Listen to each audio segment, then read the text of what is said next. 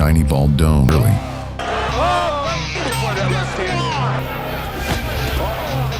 Eric Scott Esch, better known as Butterbean, became a global feared for his habit of flattening overconfident boxers wherever they dared to stand. When the opponent in front of him can nail him a little bit, like Funmaker. And that's exactly why fans loved him. Butterbean turned underestimation into a full-blown emergency for anyone cocky enough to test him. It is. Oh, that's about it! Here are the fighters who learned the hard way that confidence is great until Butterbean shows up to humble you in real time. When Peter McNeely faced Butterbean, it looked less like a fight and more like a full-on rescue mission. For him to be fighting under these circumstances, certainly has had a long time where he was under drugs and happy there. Let's go to this. Butterbean goes right to it. Fighter, he fights good 4-round fights. Pounds lighter than Butterbean. There's a A little too much. Didn't die to train on life. to the glove of McNeely. Oh, he missed with the right. Butterbean showed up like it was just another day at the office, landed his signature KO, and clocked out before McNeely even knew what hit him. Obviously somebody knew something, but a little bit of money went on McNeely. Oh, McNeely's head back. Another uppercut. It's all Butterbean. McNeely ready to go. And that's it. 80 steps in and starts the fight. The ref had to step in before the fight turned into a full-on physics lesson on falling objects. That's enough. That's what you call overwhelmed. Butterbean versus Jackie Beard, a matchup with more chaos than a late-night bar fight and about twice the combined body weight. Beard coming right at Butterbean. He does want Tyson. He thinks, look, he feels that Tyson doesn't fight. And Bean was doing a little hot dogging there. Yeah, they like pillows unless you get Round fighters. This is the second round of 3. Smiling through this round. Looking to load up that time 4 rounds with McNeely. And still managed to get him out of there. Bean is a tough man. Right, because Bean just wants to punch it out. And Bean says, come on. big right hand. And that dropped it. And I mean dropped it. Bean's been waiting for that shot. And there was nothing fluke about that. That's it. He's still out. I mean, when you... Just like Killer Bean can't stand noise, Butterbean can't stand fighters, especially the ones who think they've got more than 60 seconds to live in that ring. He will race across the ring and attempt to get Monaco down quickly and find out. Butterbean may end up having some longer fights than this one here. Monaco trying to work the jab on the inside. He busted Butterbean with a pretty good uppercut. You can see he's got a bodybuilder's physique. Just the opposite of Butterbean. He lands a good right hand. Oh, there goes Monaco. Second knockdown. Lewis learned that lesson the brutal way when Butterbean sent him crashing to the canvas like a stunt double practicing the world's most dramatic fall. There goes Monaco. And I mean, there he goes. And good night with that. And all along, we didn't see any combinations from Butterbean. We saw him load up. What happens when a boxer thinks, sure, let's try MMA? You get Butterbean stepping into the cage against Thompson, a guy who looked like he'd just walked off a horror movie set. The bell rang, and in 0 seconds, Isn't as natural a boxer as Broughton. Do you know this? And I think that... There you go. There it is. Oh, that's about it. I mean, that's about it. Butterbean has done it. Thompson still looking for the takedown. I don't think he's quite aware. Out. And it clipped him on the nose. I don't think it actually caught him clean in any way. welcome to Birmingham, Alabama, where Butterbean spent the night turning Pat Jackson's face into a full-on jigsaw puzzle. Bills. And in truth, we thought that Myers was done.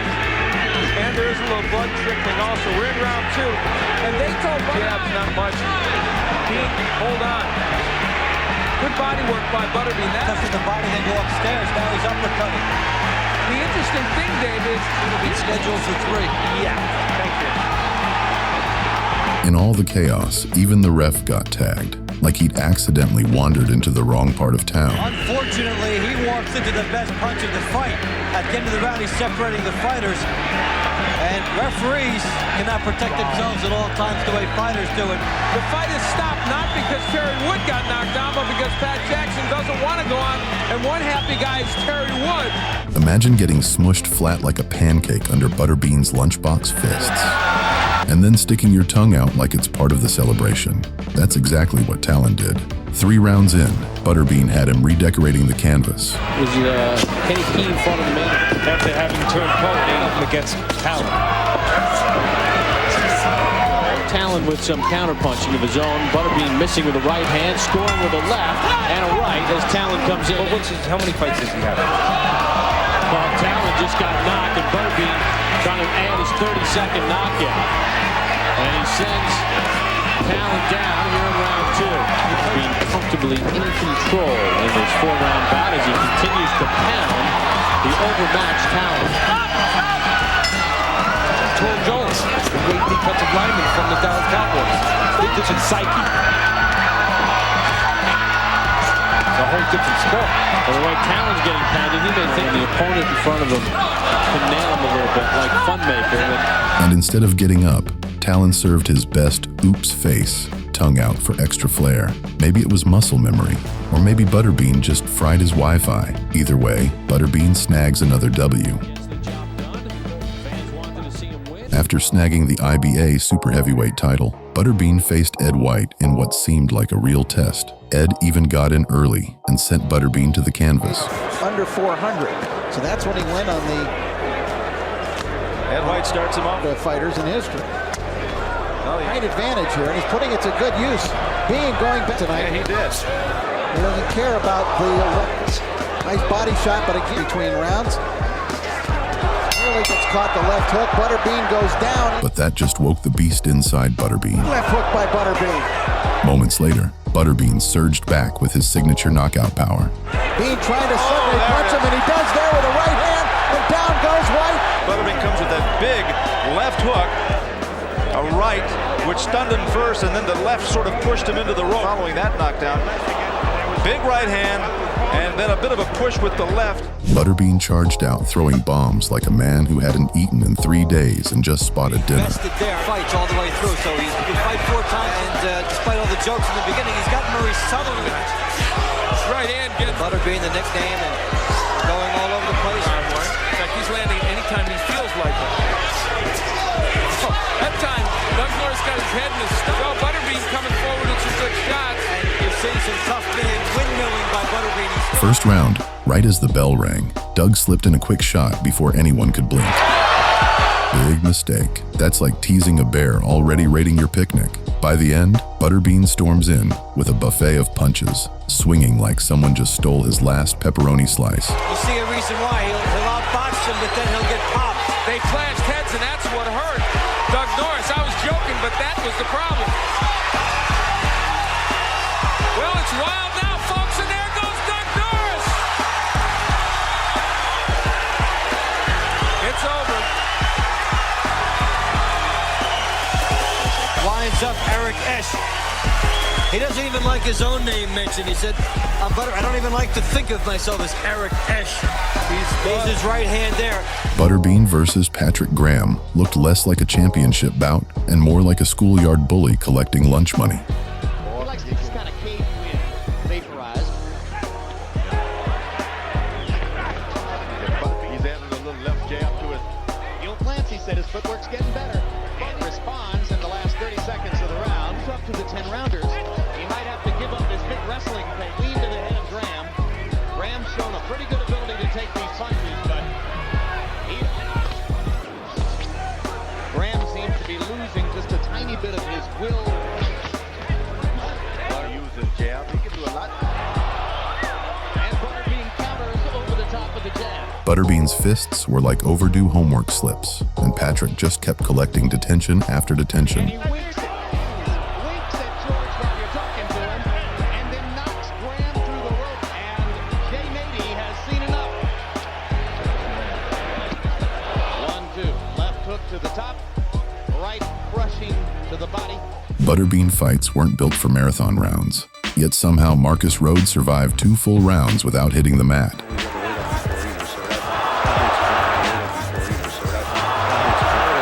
Not a bad amateur, had a little bit of courage. He has power. He's got a lot of knockouts. A big Rhode, not exactly a ballerina in there, though. By round 3, Butterbean decided overtime wasn't on the menu. He slammed in with those lunchbox fists, and Rhode hit the canvas like someone just cut the Wi-Fi mid-movie. Right now, it's just a sideshow. Big ripping shots by Butterbean. Now trying to get up on his feet, and it is over. It was the body shots. He had hit him a couple good ones. And, you know, you were right, Scott. Why would Rhode stand in front of the beam? Butterbean facing a taller opponent was just another Tuesday at work. Whitfield tried to use his height. Butterbean just saw a larger target begging to get toasted. He starts to rush in, and he stops. And he starts and he stops. There's that right. Well, Butterbean with 19 wins, 9. There's that wild swing. Tribal Nation. And Ed, you were talking about Butterbean trying to get that jab out. Spike Butterbean. Now he rushes in. He sees an opportunity to face some better competition. Yeah, he says his technique has been to wear people. Butterbean now. Butterbean knows he's closing in. Whitfield, watch out. Hey, you want to be famous?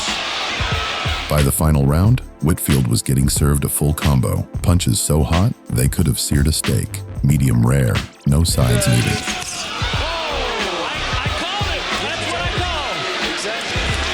Affair, and now Whitfield is helped up, and that is it. You'd assume a bodybuilder would bring some kind of edge into the ring, but that theory didn't last long when seasoned bodybuilder Paul Springer made his boxing debut against Butterbean. The clock hadn't even finished its first lap before Butterbean introduced him to pure, unfiltered chaos. You know, like most in their debut, Paul Springer can probably give it, but can he take it?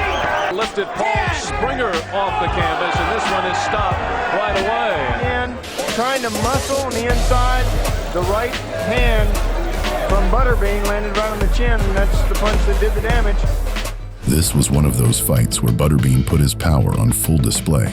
The bout barely survived 30 seconds of the opening round before Lindbergher was sent packing. Ultimately, of course, he's fighting.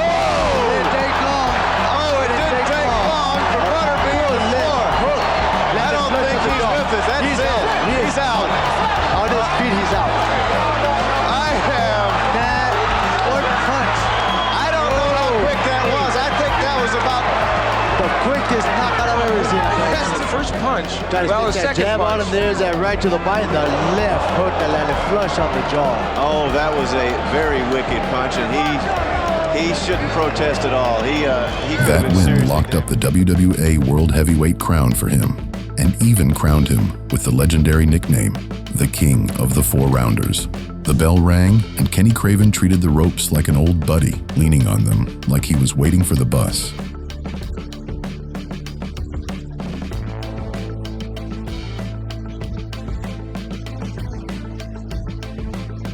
Unfortunately, Butterbean turned him into a human speed bag, hammering away while Craven just stood there like he was auditioning for a pain tolerance contest. And here comes the inevitable.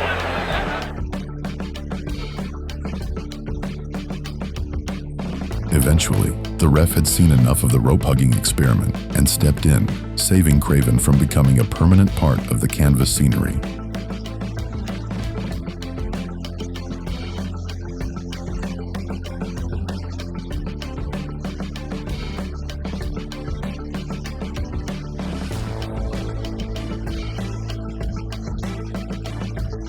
Just like, say, Saitama from One Punch Man, Butterbean skipped the pleasantries. One punch later, Phillips was flying into the ropes like someone just yanked the plug on reality. Good combination from Rodney, and he's starting to get a mistake, and then it's all over, but he needs to get off of those ropes. That's it.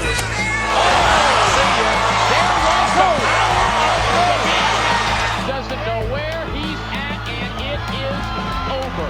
The waist, chin up in the air, and see ya. Big power. The Butterbean dropped the gauntlet. Losing to Butterbean was basically a rite of passage. No shame if your record already looked like a mixtape of L's. Baker stepped in, maybe hoping to survive round one, and Butterbean just shrugged. Next customer. He is all over his opponent, James Baker, has him down in the first round. Baker, by the way, 1-5, has been knocked out in the first in his last 4 fights, and this one is over. Brian Henry showed up thinking he could outpunch Butterbean, basically like trying to out-eat a grizzly at an all-you-can-eat buffet. He swung big, missed bigger, and Butterbean gave him a fast-track lesson in gravity. Back and one, so don't expect him to lay down. Gets a good left from Butterbean, trying to stay up. Wow, these guys are hitting hard. Oh my goodness, here him on, right on. Oh, 2, 3, that's it, that's all, that's it, it's over. One thunderous punch later, Henry's legs started dancing the cha-cha, and even the ref had to step in, reminding him how upright works. That's it, it's over, no more. If you love these epic knockouts, hit that like button and subscribe for more jaw-dropping action.